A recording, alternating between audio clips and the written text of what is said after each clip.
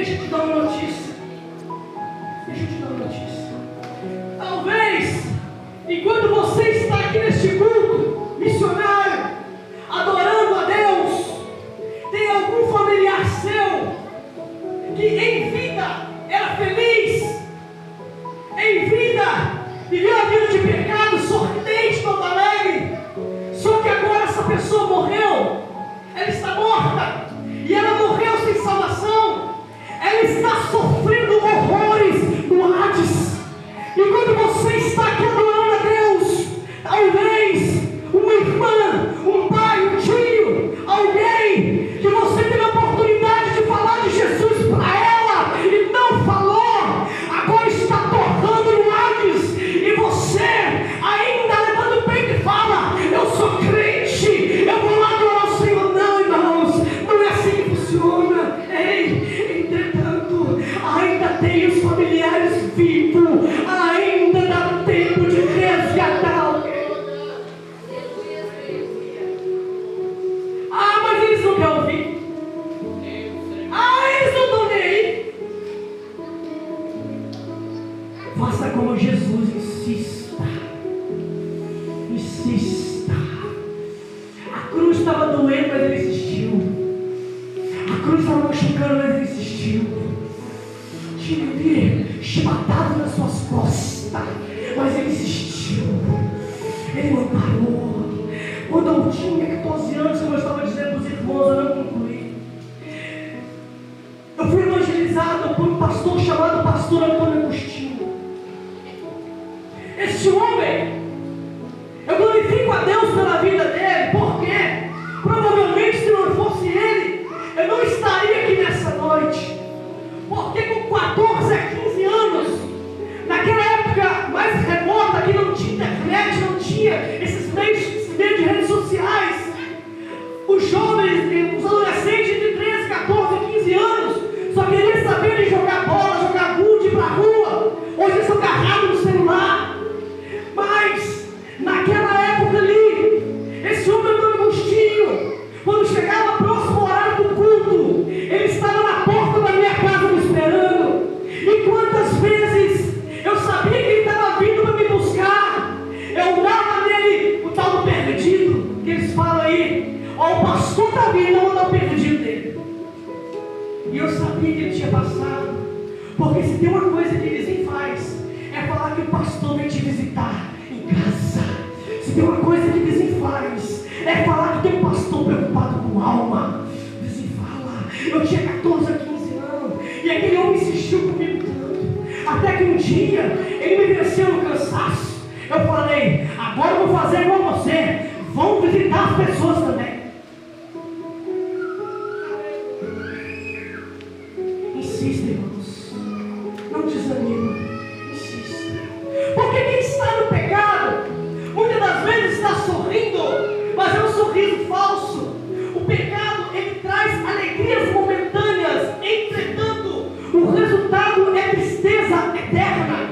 O pecado, ele traz alegrias passageiras. Muitas das vezes, quando você liga o Instagram, as redes sociais, você vai ver alguém numa roda bebendo, você vai ver alguém numa roda jogando,